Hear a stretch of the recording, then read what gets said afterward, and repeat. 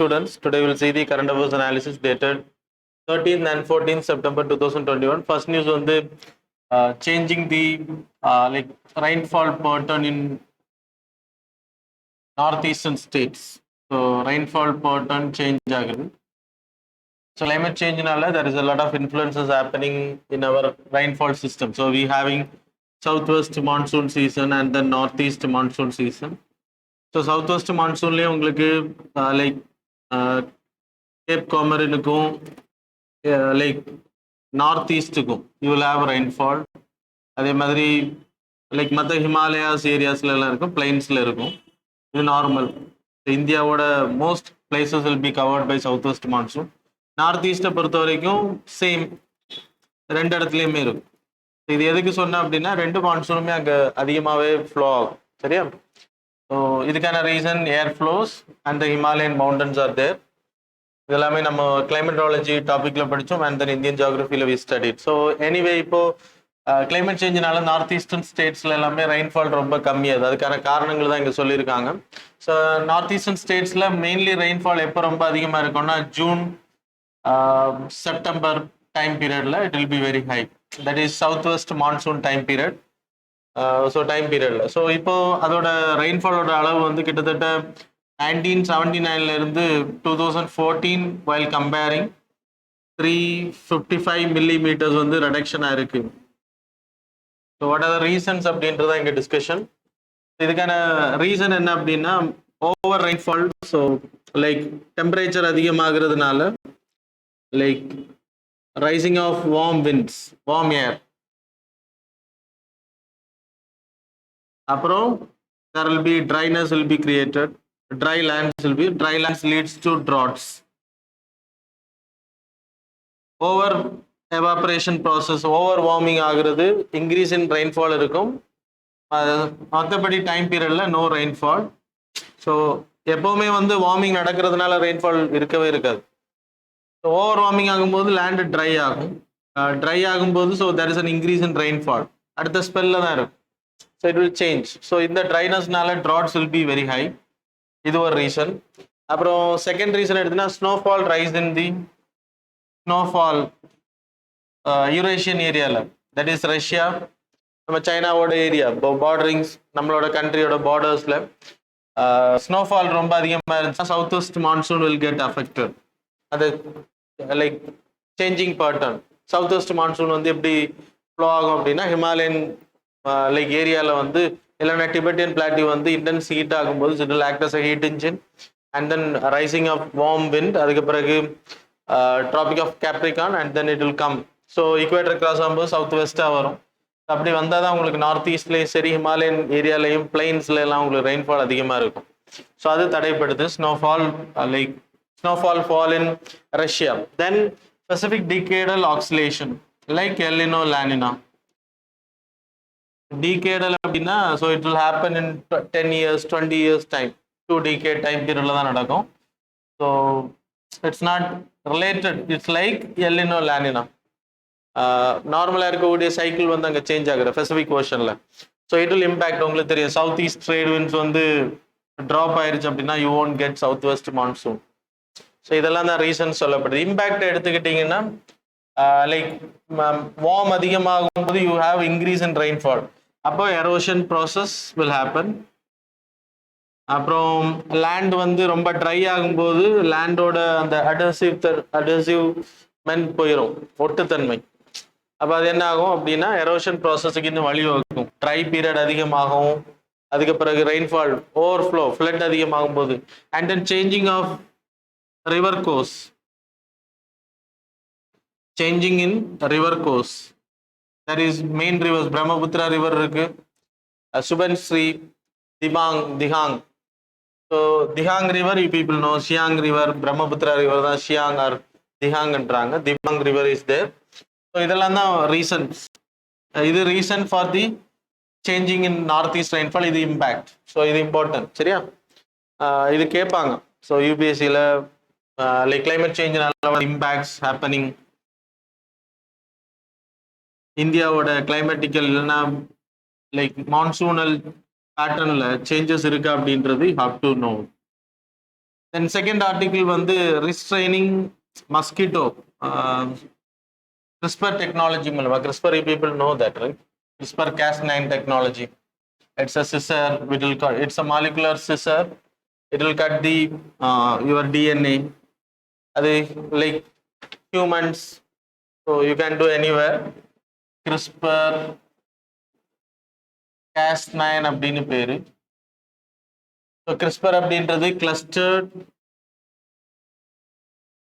regularly interspaced, short palindromic repeats. So என்ன அப்படின்னா இப்போ மஸ்கிட்டோ பாப்புலேஷன் ரொம்ப அதிகமாக இருக்கு. மெயினாக அந்த சிக்கன் குனியா, டெங்கு, இந்த மாதிரி ஃபீவர்ஸை உருவாக்கக்கூடிய மலேரியா, லைக் ஃபீமேல் அடியஸ், ஹெச்பதி.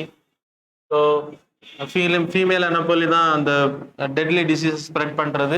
மேல் வில் நாட் டூ தட். அப்போ மேல் பாப்புலேஷன் இஸ் லைக் மேட் பண்ணுறதுனால, மேட்டிங் பண்ணும்போது there is a huge productions நடக்குது இல்லையா. இப்போ மேல் லைக் மஸ்கிட்டோ என்ன பண்ணுறாங்க அப்படின்னா ஸ்டெலைட் இன்செக்ட் டெக்னிக் அப்படின்ற பேர் காஸ்பர் கிறிஸ்டைன் மூலமா. So you have DNA, right? ஹியூமன்ஸுக்கு இருக்கு, லிவிங் ஆர்கானிசம்ஸ் எல்லாத்துக்குமே இருக்கு.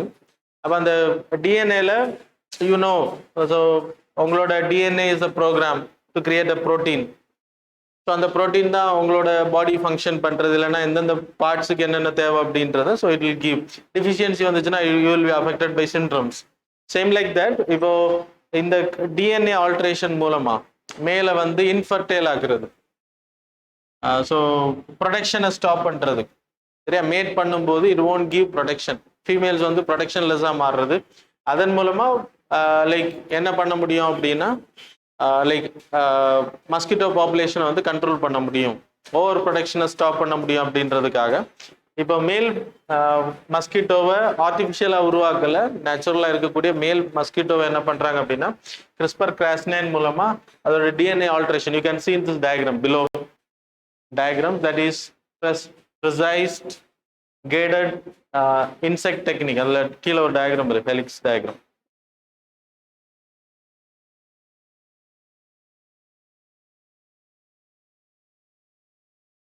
So you can see, so Cas9 மூலமா, Cas9 is a molecular scissor, so it will cut. நீங்க எந்த இடத்துல கட் பண்ணணும் அப்படின்றத மார்க் பண்ணிட்டு you have to like apply, then அது போய் அட்டாச் ஆகி அதை கட் பண்ணணும். அதுக்கப்புறம் என்ன டிஎன்ஏ பார்ட் நீங்க ப்ரோக்ராம், நீங்க இப்போ மஸ்கிட்டோவை பொறுத்த வரைக்கும் ப்ரொடக்ஷன் பண்ணக்கூடாது. ஸோ அந்த ப்ரோக்ராமை you have to do it. அந்த ப்ரோக்ராம் டிஎன்ஏ நீங்க வந்து ஆட் பண்ணிட்டீங்க அப்படின்னா அதுக்கப்புறம் அது இன்ஃபர்டைல் ப்ரொடக்ஷன்ஸ் தான் இருக்கும், இன்ஃபர்டைலாக மாறி. சரியா? So that's all. So that is about CRISPR-Cas9 and the mosquito. So ரெண்டுமே இம்பார்ட்டன்ட். யூபிஎஸ்சியில் they won't go in depth in science. So just know the name. இது ஒரு வாட்டி கேட்டிருந்தாங்க யூபிஎஸ்சி எக்ஸாம்ஸில். சரியா? தென் தேர்ட் வந்து ஸ்வச் சர்வேக்ஷன் அப்படின்றது survey, Swachh Survekshan survey. We having Swachh Bharat Mission. அதில் ரெண்டு பார்ட் இருக்கு. ஒன்று வந்து urban Swachh Bharat Mission, SBM Urban, and then SBM Rural. So, Gramin, rural or Gramin you can take. It is under the Ministry of Housing. It is under the Jal Shakti Ministry. Yeah. So, இப்போ இவங்க கிராமீன் ஏரியாவில் தான் Swachh Survekshan survey எடுக்கிறாங்க. So இப்போ housing and affairs வந்து ministry of housing வந்து yearly conduct பண்ணுறாங்க urban ஏரியாவுக்கு. ஸோ ஜல் சக்தி மிஷன் வந்து இப்போ 2018 கண்டக்ட் பண்ணாங்க. இப்போ 2019 now 2021 they are going to conduct. So அதுக்கு தான் அனௌன்ஸ் பண்ணியிருக்காங்க சர்வேஷன் சர்வே. ஸ்வச் சர்வேஷன் சர்வேயை பொறுத்த வரைக்கும் லைக் கேட்டகரி எப்படி எடுப்பாங்க அப்படின்னா Swachh Survekshan survey. So it will be taken under direct observations அப்படின்னா போய். So mainly sludge management. இப்போ ஓடிஎஃப் இருக்கு, ஓப்பன் டெஃபிகேஷன் ஃப்ரீ கிராமங்கள்ல. பிளஸ் அப்படின்றது யூரினேஷன் இருக்காது, toilet facilities will be there, and then sludge management. So இதெல்லாமே வந்து சர்வே பண்ணுவாங்க எந்த கிராமங்கள் வந்து ப்ராப்பராக இருக்கு. டைரக்ட் அப்சர்வேஷன்ல you can see there 30% ranking போய் நேரில் பார்த்து ஓப்பன் டெஃபிகேஷன் ஃப்ரீ ஜோனா இருக்கு அப்படின்றத கண்டுபிடிக்கிறது அண்ட் தென் ஓடிஎஃப் பிளஸ் அப்படின்ற கேட்டகரியில். So it will separated. Then citizens feedback வந்து 35%. Then you can see there service level progress, sanitation related parameters கேட்டகரியில். ஸோ எப்படி பர்ஃபார்ம் பண்ணுறாங்கன்றதை பொறுத்து அதுக்கு ஒரு 35% அப்படின்ற அடியில் Survekshan ranking will be there. அது ஸ்டேட் லெவலில் டிஸ்ட்ரிக்ட் லெவலில் ப்ரொவைட் பண்ணுவாங்க. அதிகமான ஸ்டேட்ஸ் வந்து லாஸ்ட் இயர்லாம் தமிழ்நாடு பர்ஃபார்ம் பண்ணியிருந்தாங்க 2019க்கு அனௌன்ஸ் பண்ணும்போது. சரியா? So that's why district level போகும். அதுக்கு பிறகு லைக் ரூரல் லெவலில் வருவாங்க. Then you having Swachh Bharat மிஷனோட ஃபர்ஸ்ட் ஃபேஸ் வந்து 14ல இருந்து 20, இப்போ செகண்ட் ஃபேஸ் வந்து லான்ச் பண்ணியிருக்காங்க 21ல இருந்து 25 வரைக்கும். இப்போ இதில் மெயினாக like it was funded by it's a centrally sponsored scheme. So funding வந்து 3 கேட்டகரியில் வரும். உங்களுக்கு தெரியும் 60:40. நார்மல் ஸ்டேட்ஸுக்கு வந்து 60% funded by the central, 40% funded by the state. அப்புறம் 90:10, தென் 100%. ஹிமாலயன் ஏரியாஸ் எல்லாமே, ஹிமாலயன் ஸ்டேட்ஸ் எல்லாமே, நார்த் ஈஸ்ட் ஸ்டேட்ஸ் எல்லாமே வந்து 90:10. அந்த union territory that is 100. So இப்படி ஃபண்டிங் பண்ணுறாங்க. அதில் மெயினாக இப்போ SLWM that is solid liquid waste management, அந்த ஃப்ரேம்வொர்க் மூலமாக அதில் என்னெல்லாம் மானிட்டர் பண்ணுறாங்க ஸ்வச் பாரத் மிஷன் 2ல. You can see in this plastic waste management, அப்புறம் பயோடிகிரேடபிள் சாயில் மேனேஜ்மெண்ட், பிளாஸ்டிக் யூஸை தடுக்கிறது, பயோடிகிரேடபிள் ஸ்லட்ஜ், அப்புறம் கிரே வாட்டர், ட்ரைனேஜ் வாட்டர்ஸ் இருக்கு இல்லையா, அதை லைக் ரிஃபைன் பண்ணுற ரீசைக்ளிங் பண்ணுறது. தென் ஃபீக்கல் ஸ்லட்ஜ் மேனேஜ்மெண்ட். ஸோ எல்லாத்தையும் செப்பரேட்டாக பண்ணால் மட்டும்தான் இந்த சர்வேல யூ வில் கெட். ஸோ அதுக்காக தே ஆர் இன்வெஸ்டிங் ₹1,00,00,000. சரியா? ஸோ இந்த கிராமுக்கு மட்டும், இப்போ கிராமீனுக்கு வந்து இப்போ rural area have to be developed, toilet facilities வந்து ஸ்வச் பாரத் மிஷன் கிராமீன் 1 ஃபேஸில் வி அச்சீவ்டு லிட்டில். கிராமீன் வந்து பெரிய அளவில் சக்ஸஸ் ஆகலை, அர்பன் வந்து சக்ஸஸாக இருந்துச்சு. இப்போ செகண்ட் ஃபேஸில் கிராமீனை தான் அதிகமாக டார்கெட் பண்ணுறாங்க. So survey will give the feedbacks. இல்லைன்னா எப்படி டார்கெட் அச்சீவ் பண்ணுறாங்கன்ற சர்வே மூலமாக தெரிஞ்சுக்க முடியும். So that's all. The next news வந்து 4th நியூஸ் மகாகவி பாரதியாரை பற்றி. ரீசென்ட்லி அவரோட டெத் சென்டனரி செலிப்ரேட் பண்ணாங்க. இல்லைன்னா அவரோட death anniversary was remembered. And then அவரோட பங்களிப்புகள், ஸோ ஃப்ரீடம் ஃபைட்டிங்கில் அவரோட கான்ட்ரிபியூஷன் என்னெல்லாம் இருந்துச்சு அப்படின்றதையும் like our PM paid tribute, and then lot of things happened in your state legislative assembly. So people know. So for exam point of view, Mahakavi Bharatiyar, so 1882 he born in Ettayapuram. You people know that. And then he is a poet. அப்புறம் freedom ஃபைட்டிங்கில் extremist, அது தெரிஞ்சுக்கோங்க. he is an extremist category person, extremist. Then he like சுதேசி மித்ரம் அப்படின்ற பத்திரிகையில், சுதேசி மித்ரம் அப்படின்ற பத்திரிகையில் வந்து join பண்ணி work பண்ணியிருக்காரு. அண்ட் தென் அவருக்கு like he is having a journal, weekly news paper வந்து இந்தியன் அப்படின்றது, இந்தியா கரெக்ட் தானா? India. It is printed in red colour. இதெல்லாம் group 1 examination, group 2 examination, state public service கமிஷனுக்கு ரொம்ப இம்பார்ட்டன்ட். ரெட் பேப்பர் அப்படின்னு பேரு. And then இதில் தான் ஃபர்ஸ்ட் கார்ட்டூன்ஸ், இப்போ ஹிந்து நியூஸ் பேப்பர்ல எல்லாம் வரும் இல்லையா, கிரிட்டிசிசம் கார்ட்டூன்ஸ். ஸோ அதெல்லாம் ஃபர்ஸ்ட் இன்ட்ரடியூஸ் பண்ண தமிழ்நாடு லெவலில் பாரதியார் அப்படின்னு சொல்லப்படுது. And then he is having a weekly journal, another journal that is Vijaya. And then freedom fighting la 1905 like INC session, and the 1907 INC session he participated. உங்களுக்கு தெரியும், that is Swadeshi movement. Then this is Banarasல நடந்த meeting. இதில் தான் அந்த ஸ்பிளிட்டுக்கான rift உருவாச்சு. இந்த 1907 Surat split happens. இதில் ரெண்டுலேயுமே அவர் பங்கேற்றிருக்காரு. அந்த எக்ஸ்ட்ரீமிஸ்ட் சப்போர்ட்டராக இருந்திருக்காரு. பிபின் சந்திரபால் கிட்ட எல்லாம் ரொம்ப க்ளோஸாக இருந்திருக்காரு, டிஸ்கஷன் பண்ணியிருக்காரு. And then he was well like favoring of Russian revolution. இல்லைன்னா ரஷ்யன் ரெவல்யூஷன் வந்து ஒரு பெரிய புரட்சி அதான் உங்களுக்கு தெரியும் பகத்சிங்கோட அட்ராக்ஷன் டுவர்ட் சோசியலிஸ்ட் HSRA அப்படின்றது சோசியலிஸ்ட் ஆட் பண்ணாங்க. அதே மாடல்ல மகாகவி பாரதியாரும் புதிய ரஷ்யா அப்படின்ற புக் எழுதியிருக்காரு. இந்த he wrote lot of books people can study. So அதெல்லாமே இம்பார்ட்டன்ட் உங்களுக்கு எக்ஸாம்பிள். சரியா? தென் he was forced to exile in Pondicherry அப்போ பிரெஞ்சு கண்ட்ரோல்ல இருந்தனால இட்ஸ் an exile அப்படின்னு சொல்லப்படுது by the British people. So that's all. Then next வந்து US India strategic clean energy partnership. So இப்போ clean energy 2030க்கு நம்ம அந்த அக்ரிமெண்ட் போட்டிருக்கோம் and they are supporting for creating renewable energy, that is solar power. renewable energy கேட்டகரியில் US India clean energy partnership. So இதில் மெயினாக என்ன target வச்சுருக்கோம் அப்படின்னா, ஸோ லைக் 450 ஜிகாவாட்டுக்கான க்ரீன் எனர்ஜியை உருவாக்குறது மெயின்லி. அப்புறம் power investment, energy efficiency, then responsible oil and case,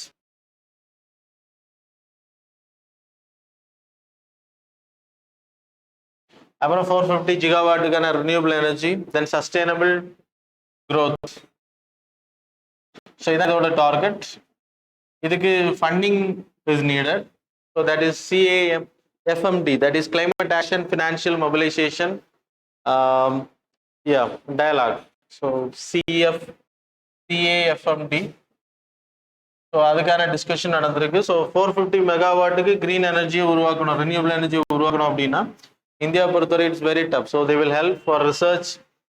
பவரை எப்படி பயன்படுத்து, எஃபிஷியண்டாக பயன்படுத்துறது, ஆயில் யூஸ் வந்து குறைக்கிறது, ப்ளஸ் எஃபிஷியண்டாக தேவைக்கு ஏற்ற மாதிரி ரேஷனலைசேஷன் பண்ணுறது, and sustainable growth without disturbing the environment, then creating the coal இல்லாமல் எனர்ஜி ப்ரொடக்ஷன் பண்ணுறது.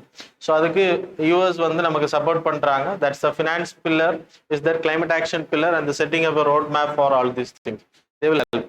ஆனால் இந்தியாவும் யூஎஸோட கொலாபரேஷன்ஸ் இருக்கும். இந்தியாவுக்கு தான் அதிகமான பங்களிப்பு இதன் மூலமாக கிடைக்கும். சரியா? So that's all. Just know that. அப்புறம் 7th one, that is 2+2 dialogue.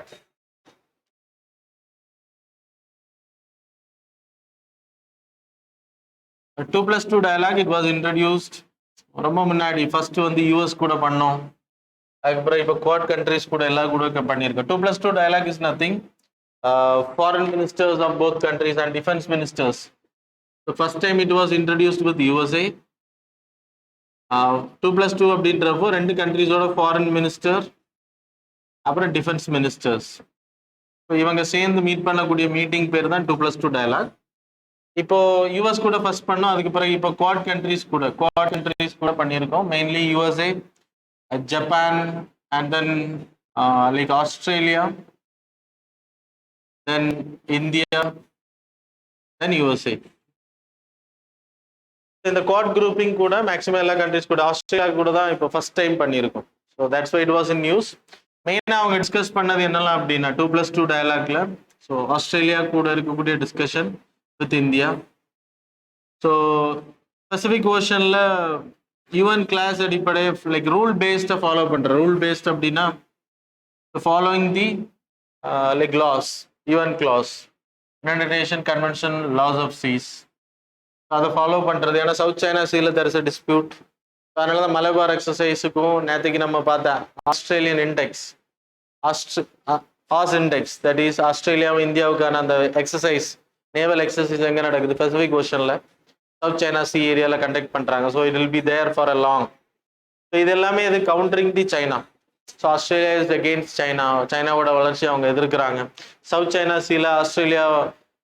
சீல சைனாவோட டாமினன்ஸை வந்து ஆஸ்திரேலியா எதிர்க்கிறாங்க. ஸோ இந்தியாவை பொறுத்த வரைக்கும் China is a threat in our Ladakh area, northern area. So அதை கவுண்டர் பேலன்ஸ் பண்ணுறதுக்காக இங்கே நம்ம என்ன பண்ணிப்போம், இவங்க கூட டைப் வச்சிருக்கோம். That is check and balance, not fighting, check and balances. Otherwise China will come inside India. So ஊடுருவதுக்கான நம்ம கவுண்டரிங் இருக்காது, நமக்கு சப்போர்ட்டிங் இருக்காது. So that's reason we are making Quad அப்படின்றது. It's not a military alliance, it's a joint alliance. ஃபியூச்சர்ல இது military alliance ஆகிறதுக்கான வாய்ப்பு இருக்கு. அதுக்கு தான் இப்போ 2020 மலபார் எக்ஸசைஸ் கண்டக்ட் பண்ணும்போது ஆஸ்திரேலியாவை இன்வைட் பண்ணியிருந்தாங்க. அதுவும் நம்ம டிஸ்கஸ் பண்ணியிருந்தோம். அண்ட் தென் இப்போ பேண்டமிக் சுச்சுவேஷன்ல சைனா டிபெண்டன்ஸா இருந்து சப்ளை செயின்ல. ஸோ ஜப்பானோட initiation that is SERI, supply chain resilience initiative. So இது வந்து டைவர்சிஃபிகேஷன் ஆஃப் சப்ளை செயின், அதை வந்து டிஸ்கஸ் பண்ணியிருக்காங்க. அப்புறம் ஆப்கானிஸ்தான்ல இருக்கக்கூடிய இஷ்யூஸை வந்து எப்படி ஹேண்டில் பண்றது, so Myanmar issue, so lot of things happening. So இது எல்லாமே டிஸ்கஸ் பண்ணப்பட்டிருக்கு இந்த மீட்டிங்ல. And then terrorist compact terrorism, that is convention on international terrorism definition we needed. So அதுக்கும் வந்து இனிஷியேட் பண்ணியிருக்காங்க. ஸோ தட்ஸ் ஆல் COVID-19 விஷயங்கள். இதெல்லாம் இம்பார்ட்டன்ட் இல்லை, just know that the 2+ dialogue important, quad important, why we are making alliance like this. So அது important. ஏன் வந்து quad countries கூட இப்படி ஒரு அலையன்ஸை உருவாக்கி வச்சிருக்கோம்னா ஃபார் கவுண்டரிங் தி சைனாவோட ஆதிக்கம் தடுக்கிறதுக்காக. So that's all. The next news வந்து வினோபா பாவே. மற்றபடி இந்த ஆஸ்திரேலியன் இண்டெக்ஸ் எல்லாமே நேற்றுக்கு நம்ம டிஸ்கஸ் பண்ணது. எக்ஸ் பிச் அப்படின்றது extra pitch. So everything we discuss yesterday. PDF வந்து டிஸ்கிரிப்ஷன் பாக்ஸ்ல இருக்கும். So you can download and you can like study. Then Vinoba Bhave இவங்களும் நம்ம லைக் ஃப்ரீடம் ஃபைட்டிங் மூமெண்ட்ஸ்ல அதிகமாக படிச்சிருக்கோம். So he is from Bombay Presidency 1895. So பாரதியாரோட பீரியட்ல தான் he is also there. And then Acharya Vinoba பாவேன்பாங்க. So is a like Mahatma காந்தியோட சிஷ்யர் அப்படின்ற ஃபாலோவர். சரியா? That is not important. NCM மூவ்மெண்ட்ல அவரோட பங்களிப்பு இருக்கு, non cooperation movement. And then he is also non violent person supporting for non violent movement. So காந்திஜியை ஃபாலோ பண்றாரு அப்படின்னாலே so you people know. And then second வந்து NCMக்கு supporter. And then first individual Satyagraha. இதெல்லாம் ரொம்ப இம்பார்ட்டன்ட். So you have to study individual Satyagraha என்னது. So second non cooperation மூவ்மெண்ட்ல லாட் ஆஃப் அரெஸ்ட் ஹேப்பன். சரியா? Lot of people arrested. Second non cooperation movement after the second round table conference. சரியா? Gandhiji attend பண்ணிட்டு அப்புறம் he returned without any output. So அதனால NCM வந்து second NCM launch பண்ண ஜவஹர்லால் நேரு உட்பட நிறைய பேர் அரெஸ்ட் பண்ணுவாங்க. அண்ட் தென் இதை ப்ரொடெஸ்ட் பண்ற விதத்துல காந்திஜி வந்து second world war is going on. சரியா? ஸோ அப்போ பிரிட்டிஷை வந்து ரொம்ப டார்ச்சர் பண்ண முடியாது freedom fighting. So that's the reason individual satyagraha was launch. So we study second individual satyagrahi யாரு? Jawaharlal Nehru. So people know. அதில் இவரோட பங்களிப்பு important. And then he launch after independence he launch that is a movement called as Bhoodan movement. So post இண்டிபெண்டன்ஸ்ல நம்ம படிச்சிருக்கோம். தெலுங்கானா இன்னைக்கு இதோட தெலுங்கானால launch பண்ணாரு. அண்ட் தென் வெஸ்ட் பெங்கால் வரையும் கிட்டத்தட்ட பூதான் மூவ்மெண்ட் என்னது? Donating the land pooling system. அப்படின்னா எல்லா விவசாயிகளும் லைக் அவங்கள்ட்ட zamindari people high landlords கிட்ட இருக்கக்கூடிய லேண்ட்ஸ் எல்லாமே வந்து பூலிங் பண்றது. Gifting the land to the god அப்படின்றது அதோட கான்செப்ட். இல்லைன்னா கிஃப்டிங் த லேண்ட்ஸ் அப்படின்றது அதோட மீனிங். ஸோ அந்த மூவ்மெண்ட் வந்து பெரிய அளவில் பங்களிப்பு வந்துச்சு. You can see there below கிட்டத்தட்ட மில்லியன்ஸ் ஆஃப் ஏக்கர்ஸ் லேண்ட் வந்து ரொம்ப கொஞ்சம் கீழே வந்து PDF பாக்ஸ்ல you can see 4.4 million acres land. ஆனால் 50 மில்லியன் ஏக்கர்ஸ் லேண்ட் வந்து கிடைக்கும் அப்படின்றது அவரோட டார்கெட்டாக இருந்துச்சு. அந்த 4.4 மில்லியன் ஏக்கர்ஸ் லேண்ட் வந்து டொனேட் பண்ணப்பட்டுச்சு லேண்ட் லார்ட்ஸ் மூலமா. அதன் மூலமா ஏழை விவசாயிகளுக்கு வந்து லேண்ட் வந்து socialistic concept, that is welfare state concept, like distributing the property to all. So அப்படின்ற கான்செப்டை இதை லான்ச் பண்ணியிருந்தாரு. ஸோ இது இவ்வளோ அவரோட இம்பார்ட்டன்ஸ். மற்றபடி இருக்கக்கூடியது people can study books everything. That's all. Then next வந்து NAGERCOIL 9th news.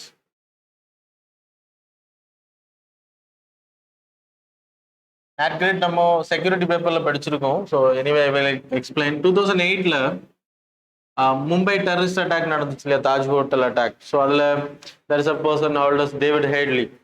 So he traveled almost all the places in India. So அப்போ அந்த ட்ராவலை ட்ராக் பண்ணியிருந்தோம் அப்படின்னா அந்த குண்டு லைக் பாம்பிங்கை இல்லைன்னா அந்த தீவிரவாதிகள் அட்டாக்கை நம்ம தடுத்திருக்க முடியும் அப்படின்றத ஐடென்டிஃபை பண்ணாங்க. அண்ட் 2008 NAGRID அப்படின்னு ஒன்று உருவாக்கணும் அப்படின்ற டார்கெட் பண்ணாங்க. So it's like long process. It's not so you need separate NAGRIDன்றது அப்படின்னா அனலைஸ் பண்ணக்கூடிய ஒரு லைக் என்ன சொல்றது, எல்லா டீட்டெயில்ஸையும் கலெக்ட் பண்ணி collecting, collating, and then giving to agencies, which means NAGRIDன்றது இப்போ எக்ஸாம்பிள் எடுத்தீங்கன்னா டேவிட் ஹேட்லி அப்படின்ற person he traveled via air, அதுக்கப்புறம் he traveled via ரயில், அப்புறம் பஸ் ட்ராவல் பண்ணியிருந்தார். இந்தியாவோட பல ஏரியாவுக்கு அவர் போயிருந்தாரு. அதுக்கப்புறம் he traveled to Dubai and then again he went to Pakistan. So இந்த ட்ராக் நமக்கு கிடைச்சிருந்தோம் அப்படின்னா, இதோட டீட்டெயில்ஸ் நமக்கு கிடைச்சிருந்த எதுக்கு இத்தனை வாட்டி இந்தியாவுக்கு வராரு, why the foreigner is coming, he is an US nationalist, I hope so, I don't know whether it is true or wrong. சரியா? ஸோ US nationalistன்னு தான் நினைக்கிறேன் டேவிட் ஹேட்லி. அவர் தான் அந்த லைக் உளவு பார்த்தது இந்தியாவை. ஸோ அவரை நம்ம ட்ராக் பண்ணியிருந்தோம் அப்படின்னா அதை ஈஸியாக ஐடென்டிஃபை பண்ண முடியும். ஸோ அதனால there is an important thing, collecting the details. அப்போ பேங்கிங் டிரான்சாக்ஷன்ஸ். ஸோ NAGRIDன்றது collecting the details from different places, that is tax, அப்புறம் பேங்க் டீடைல்ஸ், நம்மளோட பேங்க் டீடைல்ஸாக இருக்கட்டும், who are coming to India, அப்புறம் ஏர் ட்ராவல் அண்ட் ரயில் ட்ராவல், அப்புறம் visa, தென் credit card details. So இது எல்லாமே வந்து பல இடங்கள்ல நீங்க கொடுப்பீங்க, இந்த டீடைல்ஸ் எல்லாமே உங்க ட்ராக் பண்ணுவாங்க. So that is about NAGRID எல்லாமே கலெக்ட் பண்ணி they will collect, they will analyze. அப்போ ஒய் சஸ்பெக்டட் பர்சன் இல்லைன்னா சஸ்பிஷியன் உருவாகும். ஒரு like some person is moving all over India, why is travelling, இல்லைன்னா ஒரு foreigner coming to India, suspicion அப்படின்றப்போ சஸ்பெக்டடா இருக்கும் அப்படின்றப்போ they will be watched. So அதை கொலேட் பண்ணி இதை என்ன பண்ணுவாங்கன்னா இன்டெலிஜென்ஸ் பியூரோ கொடுப்பாங்க. ஃபினான்ஷியல் ரிலேட்டட் அப்படின்னா என்ஃபோர்ஸ்மெண்ட் டைரக்டரேட், இப்போ டெரரிஸ்ட் ரிலேட்டட் அப்படின்னா NIA. இந்த agencies will go and act. சரியா? ஸோ அதுக்காக உருவாக்கப்பட்டது. So investigation before terrorist attack and then after terrorist attack, NIA terrorist related investigation, அதுவும் 2008 தான் பண்ணியிருக்காங்க. ஸோ கிட்டத்தட்ட 10 இன்ஸ்டிடியூஷன்ஸுக்கு வந்து இவங்க NAGRID கனெக்ட்ல இருக்கு. they will provide details to those institutions. இனியும் இதுல நிறைய ஆட் பண்ண போறாங்க. ஈவன் சோசியல் மீடியாவை கூட இது கூட லிங்க் பண்ணணும் அப்படின்றத சொல்லியிருந்தாங்க. ஸோ எனிவே ஃபியூச்சர்ல தான் பார்க்கணும். இப்போ NAGRID வந்து இன்னும் கொஞ்ச நாள்ல லான்ச்சிங் பண்ண போறாங்க. That's why it was news, very important for your security paper. சரியா? தென் 10th நியூஸ் வந்து JCPOA, joint comprehensive plan of action. ஈரானுக்கும் P5+1 கண்ட்ரீஸுக்கான nuclear deal, like JCPOA, joint comprehensive plan of action 2015 இந்த agreement sign பண்றாங்க. So news எதுக்கு அப்படின்ற நான் சொல்றேன் லேட்டரா. சரியா? முதல்ல இதை தெரிஞ்சுக்கோங்க. P5+1 country, that is permanent 5 countries, that is Russia, USA, UK, France, China. So on the 5 countries plus Germany will be there, and Germany is not a part of P5. So இந்த இவ்வளோ கண்ட்ரிஸும் Iran கூட they signed an agreement, that is nuclear deal. சரியா? இந்த deal எதுக்கு அப்படின்னா Iran வந்து enrichment process, nuclear weapons பண்ணக்கூடாது. அப்படி பண்ணாம இருந்தா மட்டும்தான் we will provide raw material, that is uranium. So அதை தடுக்கிறதுக்கான ஒரு அக்ரிமெண்ட் தான். ஸோ இஸ்ரேல் போன்ற கண்ட்ரிஸ், பக்கத்தில் இருக்கக்கூடிய இஸ்ரேல் போன்ற countries, that is a threat of creating a nuclear weapon. So இதுக்கு மேலே சாங்ஷன்ஸ் விதிச்சாங்க, எந்த யுரேனியமும் உங்களுக்கு கொடுக்கறது இல்லை. So they requested for uranium for nuclear technology, இல்லைன்னா அவங்களோட சிவிலியன் பர்பஸுக்காக மெடிக்கல் ட்ரீட்மெண்ட் எக்ஸெட்ரா. ஸோ அதுக்கு கொடுக்கலாம் அப்படின்றதுக்காக சைன் பண்ணப்பட்ட அக்ரிமெண்ட் தான் இந்த அக்ரிமெண்ட். ஸோ யூஎஸ் இதுலேருந்து வெளியில வந்துட்டாங்க. இப்போ யூஎஸ் இதுலேருந்து 2018 வெளியில வந்த பிறகு ஈரான் என்ன சொல்லிச்சுன்னா we will go for enrichment. சரியா? ஸோ அதை நான் எக்ஸ்பிளைன் பண்றேன். அதில் like U-233 and 35, or you can like there is a U-238. So when bombarding will happen, 233 kuda you are adding a neutron, then 234, then So it will be divided into krypton, barium, and then 3 neutrons. அப்புறம் இந்த neutrons போய் அடுத்த uranium கூட bombarding. So bombarding இதன் மூலமா heat energy release ஆகும். இந்த heat energy மூலமா தான் you are creating steam and then டர்பைனை ரன் பண்ணி நீங்க எனர்ஜி ப்ரொடக்ஷன் பண்றீங்க. இதே இது இந்த நீங்க எடுக்கக்கூடிய யுரேனியம் நீங்க வாங்கக்கூடிய ரா மெட்டீரியல்ல U38 இருக்கும், தட் இஸ் புளூட்டோனியம். சரியா? ஸோ 39 ஆகும்போது தான் புளூட்டோனியம். ஸோ இந்த பம்பார்டிங் ப்ராசஸ் நடக்கும்போது U239 வேஸ்டேஜ் வந்து கிரியேட் ஆகும். இந்த வேஸ்டேஜ் வந்து it can be used for bombing. இதை வந்து அப்படியே ரிட்டர்ன் பண்ணணும். யாருக்கு யார் ரா மெட்டீரியல் கொடுக்குறாங்களோ அவங்களுக்கு வந்து ரிட்டர்ன் பண்ணணும். இது ரிட்டர்ன் பண்ணாம மறைச்சாங்க அப்படின்னா they will do some suspicions will be there. So இதை கண்ட்ரோல் பண்றது இது வாட்ச் டாக் பண்ற. வாட்ச் டாக் அப்படின்னா கண்காணிக்கிறதுக்கு IAEA, international atomic energy agency. இவங்க தான் இன்டர்நேஷனல் யுனைடெட் நேஷனோட specialised agency created for the purpose of வாட்சிங். India is not a part. நான் அது வேற லேட்டராக வேணா சொல்லித்தரலாம். இப்போ இது தேவையில்லை, இந்தியா ஏன் இல்லை அப்படின்றது. ஸோ யுனைடெட் நேஷனோட மெம்பராக இருக்குது. யுனைடெட் நேஷனில் தான் இது ரிப்போர்ட் சப்மிட் பண்ணுவாங்க. And then united nation security கவுன்சிலுக்கு வந்து ரிப்போர்ட் சப்மிட் பண்ணுவாங்க. சரியா? தேவைப்பட்டால். ஸோ இப்போ இவங்களோட வேலை என்ன அப்படின்னா ஈரான்ல போயிட்டு whether they are using proper like nuclear purpose வந்து நியூக்ளியர் எனர்ஜியை வந்து ப்ராப்பராக தான் பயன்படுத்துகிறாங்க. They are not doing any enrichment or missile creating பண்ணலை அப்படின்றத ஐடென்டிஃபை பண்ணாங்க அப்படின்னா then it is no problem. Suspicions இருந்துச்சு அப்படின்னா தே வில் இன்ஃபார்ம், யூஎன்எஸ்சிக்கு இன்ஃபார்ம் பண்ணுவாங்க. So they will do sanctions.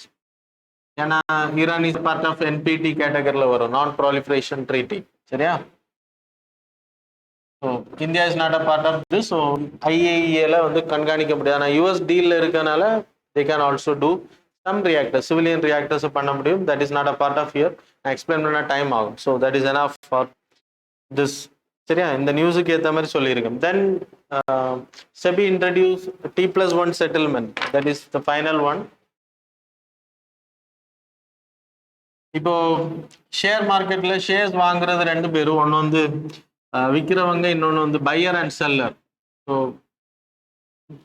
Pier will be the investor, செல்லரும் இன்வெஸ்டர் தான். பட் ட்ரேடிங் நடக்கும். இந்த ட்ரேடிங் பையருக்கும் செல்லருக்கும், A வந்து லைக் செல்லர்னு வச்சுக்கோங்க, B வந்து பையர்னு வச்சுக்கோங்க.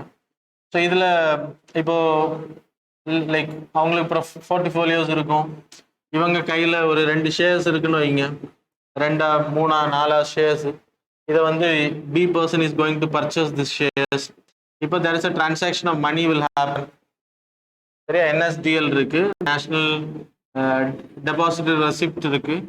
So we will discuss NSDL ன்னு செக்யூரிட்டிஸ் டெபாசிட்டரி ரெசிப்ட்ஸ்னு பேர். இல்லைன்னா லைக் ஸோ அவங்க தான் இந்த டிரான்சாக்ஷனுக்கு வழிவகுக்கிறது. இப்போ 100 rupees ஷேர்ஸ்ன்னு வச்சுக்கோங்க. இவங்க ஒரு ஷேரை வாங்குறாங்க அப்படின்னா இந்த ஷேர் இங்கே போகிறதுக்கும் இந்த 100 rupees இங்கே டிரான்சாக்ஷன் ஆகுறதுக்கும் எடுக்கக்கூடிய டைமுக்கு பேர் தான் ஸோ ரோலிங் செட்டில்மெண்ட்னு பேர். ஸோ இங்கே இருந்து இந்த ஷேர் இங்கே போர்ட்ஃபோலியோ லிஸ்ட் ஆகும். அதுக்கப்புறம் தான் அவங்க விற்க முடியும், இந்த ஷேரை ட்ரேடிங் பண்ண முடியும். அதே மாதிரி அந்த ட்ரேடிங்கான காசு இங்கே வரணும். So the time taken that is rolling settlement. T+3 இருந்துச்சு முன்னாடி, இப்போ T+2 அப்படின்னா டிரான்சாக்ஷன் டேஸ்லேருந்து 2 days. இன்னைக்கு பண்ணீங்கன்னா within 2 days 2 working daysல you will get the shares, மணி இங்கே போகும். அதான் T+2. இப்போ T+1 வந்து ஆப்ஷனாக பண்ணிக்கலாம் அப்படின்னு சொல்லியிருக்காங்க. அப்படின்னா இப்போ ஒரு company they can opt for T+1 category, then they can go for it. இது லிக்விடிட்டி அதிகப்படுத்துறதுக்கு, டிலே குறைக்கும். இப்போ நாளைக்கே உங்க லைக் இன்னைக்கு நீங்க விற்கிறீங்க அப்படின்னா நாளைக்கே உங்களுக்கு காசு வந்துடும். அண்ட் தென் ஷேர்ஸும் நாளைக்கு இங்கே போயிடும். So immediate transaction they can do it.